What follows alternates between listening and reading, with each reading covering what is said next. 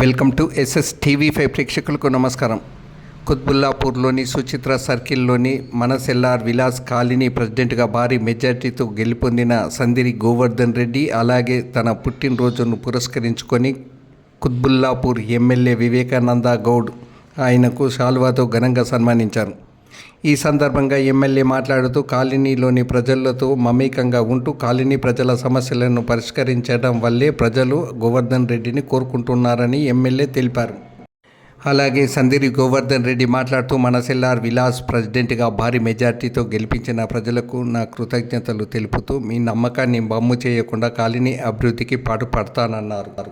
గత 30 సంవత్సరాలుగా MNR Nagar colony ప్రజలు నన్ను ఏకగ్రీవంగా ఎన్నుకోవడం అంతా కాలనీ ప్రజల సహకారమేనని వారికి నేను ఎప్పుడు రుణపడి ఉంటానని గోవర్ధన్ రెడ్డి అన్నారు.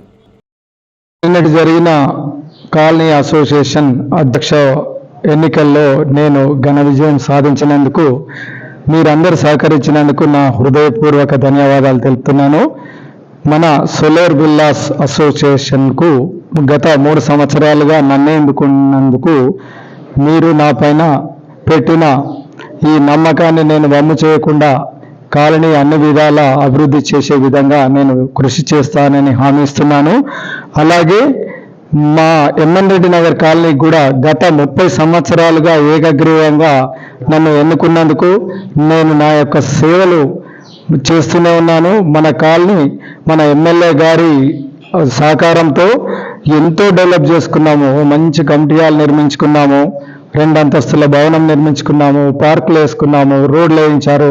మన ఎమ్మెల్యే గారు వెన్నంటి వివేకన్న గారు వెన్నంటి ఉండి ఏది అడిగినా కాదనకుండా మనకు అన్ని విధాలా సపోర్ట్ చేసి మన కాలనీ అభివృద్ధికి తోడ్పడ్డారు.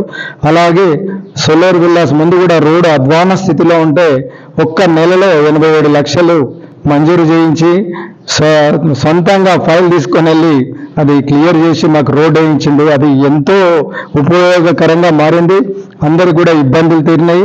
అలాగే నేను నా పైన చూపిస్తున్న అభిమానానికి నేను మీ అందరు కూడా ధన్యవాదాలు తెలుపుతున్నాను.